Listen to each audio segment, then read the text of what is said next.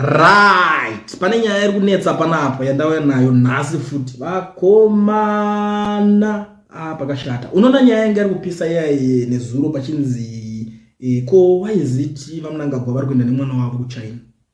Zvino zvofamba sei kunzi vaende nemwana wavo kuchina? Hapana here vamwe vanhu muhurumende vekuti vanokwanisa kunge vari pasaidi vachienda panyaya iyo. Mazonzwa kuti the way yazodhivhendwa nyaya yacho ndio iri kundiitira fani panapa. Now nyaya yatangira uko wopuwo ndiyatanga ari kuti Zimbabwean tyrant Emmerson Mnangagwa is now so confident that he can do whatever he wants, that he took his son on a state visit to China, parading him while senior ministers like Mthuli Ncube played second fiddle. As Mnangagwa sits a third term with very little pushback from the opposition and with opposition leaders remaining quiet, his dynasty is moving from merely controlling Zimbabwe's criminal network through tenders to consolidating political power beyond 2028. Mnangagwa's apparent consolidation of power in Zimbabwe, especially given his track record of human rights abuses and corruption, should have alarmed the Zimbabwean opposition, or what remains of it, but it seems there won't be any meaningful and genuine pushbacks. The fact that he feels emboldened enough to take his son on a state visit and parade him in front of senior ministers shows that he believes he can act with impunity and without any consequences. Ndo mashoko ataurwa nava upo chimuno aita kuti vanhu vezanpifa tono saka nyaya itori serious ngati tanga kutodefenda vatanga kutodefenda. Like I said before kuti these people vanotanga vanenge kwatopuwa mari kuti vashande chibasa chekudefenda chemashoko, propaganda. Information is everything, we all know that. Even ngahondo chacho inocontrolwa neinformation. Munoona kutotangana nemashoko mbichana mbichana. Like makaona imimi zvakaitika iko zvinezve Zimbabwe neZambia kunyatsodyidzana kwacho kuri kunetsa because of zvinhu zvakataurika. Makaona yo president vachitaura vari kuRussia baipa vachiti ningirikini ameno zviri kuitika Zambia neMalawi ndo vari kuningirwa America kuti isusu tifile lonely chinchi anomazona ndo nyaya yacho yakabuda. Saka ndo kunotangira information. Naho tiri kuzoona team rekova Mnangagwa rinosapota vaMnangagwa rinosimbisa vaMnangagwa. I don't know kuti tingati ndo mapropagandists acho here zvinotaura vari kuti there is nothing wrong with him traveling with his son. By the way, that son can speak the Chinese language. No better assistant for the president on a state visit to China. Wanzwa minto racho. Anzi iye ndiye angona taura China saka ndo saka atendwa nayeko. Zvatopera vanenge vatopedza chero everything chimwe chese chemutaura vari kuzodaiswa vari kutora ningirikini kuti aite family ningirikini nyaya yemafamily affairs ibasa remhuri yake riri. Vatopedza zvavataura kuti aiwa mwana iye ndiye anotaura China. Zvatopera makutonzi cool down vamwe vese because vanhu temperature inenge yakudaiswa yakumhanya zvakupomba fast, so hana inenge yoringina. Saka vanongokudzosera kuti hana inyirovere pazero, so because they know kuti you can't do anything. Hapana zvapera makaudzwa zvozvo ukada kuita nharo unobvonzi uyo ndiperekedze tione kuti next time unochitaura reChina chacho vatopedza nemi. But we all know the truth. Vanhu vacho vanenge vachiita mabusinesses vaya vanotaurawo futi English very fluent.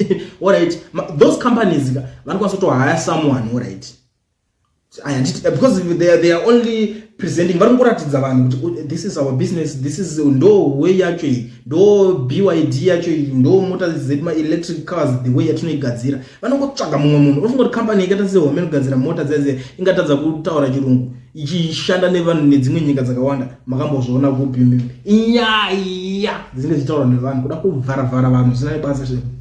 But one thing I like maZimbabweans panoitika this discussion avasaririre. Saka inini ndakatodecide kuti ndachatovasiyewo ngandibva ndatoya navo ndikusangana nekutanga ari kuti change will never come through the parliament or elections. People will have to effect change by themselves. Self-preservation kills us. Umari kuti 2025 Murambi and his cubs shall be chased by buffalo soldiers. Mumwewo ari kubuda panapa ari kuti it's not just a belief, it's a reality. He's disarmed all his ops. Honestly, he proved that all these opposition parties are just as greedy as he is, and will bend the knee for the right price. Chiwenga is on his way out pretty soon too. Mnangagwa is who we think he is. Ndo mashoko ari kutaurwa nemumwe muZimbabwe pana vanhu kuti aiwa ivavo ndo zvavatori ndizvozvo vanotofunga kuti ndo zvavatori ndizvo zvacho izvozvo because uyu akanikira anenge achivatera mumashure uyu aiwa mai manje ari kutobuda uyu anzi mai manje uyu ari kuenda ari kubva I don't know kuti vanenge vane maproof here zvimwe zvinhu zvokuti vati uyu ari kuzobva ndo imwe yacho yakazobuda nezuro musuno apa ichitaura chinzi there is no functionalism in the party. There is no functionalism. Is the people of Zimbabwe who are important. Ukona ndonya yakazobuda vakutaura panapa. Saka anchimbomira izvokuti anzi hapana zvokuti uyu ndomuda uyu handimude. Isusu tinochingoningirira ngopedza wada. Maybe to him hapana kana any problem. Since munhu wanenge achinzi pamwe akanyarara pamwe vamwe vanenge vachiita kusikunyarara siku I don't know kuti mimi munotokudini nenyaya iyoyo. Mumwe ari kubudo panapa ari kutaurwa ari kuti opposition ndo pasina. They are busy selling out each other for their own stomach. Some are now ordained prophets. Vakomana umwe ari kuti Mutuli made his bed, he must lie in it. He is the author of the current economic mess. Ivo vakavakadzidza kavacha. But one thing chandakazofarira rangu pane yakamboipotadza Zimbabwe kai tinongoida mumana chero vakadzidza vakazvitadza.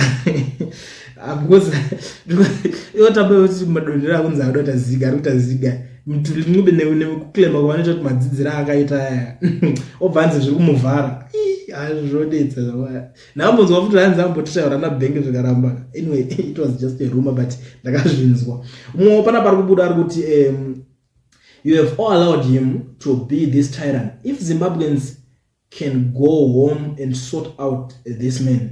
Pakashata mwari kuti positive criticism looks at the good, the bad, and the ugly. Looking at the bad and ugly all the time is not journalism but sensationalism. Every bad person is something good they do equally. So for every good person who is something bad they do objective reporting, we will help. Alright, we go. Chinokuitika ndikuti uyu wake aukwanise kudzidzisa journalist kuti basa rake kana iwe wangoona zviri kuitika wambona bhora ukanoudzira refu uyu achiridza pita anongokupoti chimboridza tono zvoshandera ndozvazvitori. You know what, these people havasi vanhu vekuti muda kuti muvachemerera kuti ngavataurwa zvakanaka pamusoro pavo kana ngavaitirwawo zvinhu zviri better. No, it's not like that. Hazvishande zvichidaro because ivo vanotoni avo majournalist. Makambona national television here zvinoitwa ipapo nyaya dzinotaurwa ipapo mobva mandiudzwa kuti ndezvipi zvakashata zvamakamboonzwa pamusoro pavo zvichitaurwa ipapo kana wani chamakanzwa uchinzi apa vabhaiza zuro ndizuro pane miti yakaoma ichinzi miti yaoma mapalm trees. Makambozvaona zvichibuda panational television zvichinzi miti yaoma mimi makazvaona zvichibudiswa nani? Hakuna anenge achida kuzvitaura. Saka zvekuzoti uyu waiziti uri kuramba uchindingira anenge aona kuti since vari kutaura the good mira ndichitaurawo the bad zvatopera vakutopanana majana hatiti mukana ndikuona umwe anotaura side rake rinenge richimuitira. Saka ina handioni chakashata zvangu. Mumwewo panapa ari kubuda ari kuti this has nothing to do with the opposition but every Zimbabwean. The opposition has been completely dismantled, is now targeting internal foes. It's no longer the duty of opposition but every Zimbo to save the country from tyrant. Like ndakambozvitaura kudhara, it's not always about kuti ndingirikine nganditira ndikona kujara ngoitwa zvinhu chii chakadaro chicho maZimbabweans musadaro. It's not good. Vanhu sumukai muite zvinhu zvenyu mega kana muchida mwari kuti if anything expecting whatever is remaining of the so-called opposition in that crooked parliament is the greatest undoing on ourselves. What's wrong with us Zimbos? Why can't we learn from Kenya, Bangladesh, etc.? We shall continue suffering until the day we act. It won't stop. Wakomanaka. Zimbabweans haven't suffered enough. Powerful and opposition will ask stupid questions instead of getting disgusted by that picture of Mnangagwa and his dynasty sodomizing a whole nation. Hakuna zvakadai. Wanaka saka chimuti chakukandura opposition. Wamanaka imi mazoda so mazoda mawana.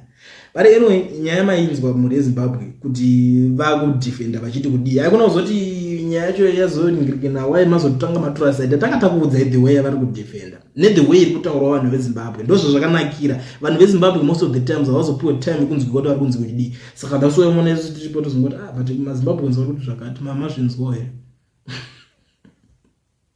ako ndizvo zvichitoreka. Anyway, kana uchangosvika pana first time yako ndakachikokumbiriswa kuti usiye wasubscriber ubva walike this video uchindiudzawo kuti nyaya iyi uri kuiona sei yekudefendwa kuri kuitwa paMnangagwa vari kunzwoni necertain big fan ravo kana kuti propagandist wavo anovashandira amene anopiwa salary kuti apuwe ari kutaura kuti zvoni kuenda kwavakaita nemwana wavo ikoko kuChina it was because mwana wavo iye anogona kutaura language yechiChina. Amen. Munoona usenyaya. Tell me what you think in the comment section. Ndakatomirira nhasi ndiripo. I'm in a good mood zvekudaro kutanga kumwedzi ndichipindura message zvamutaura.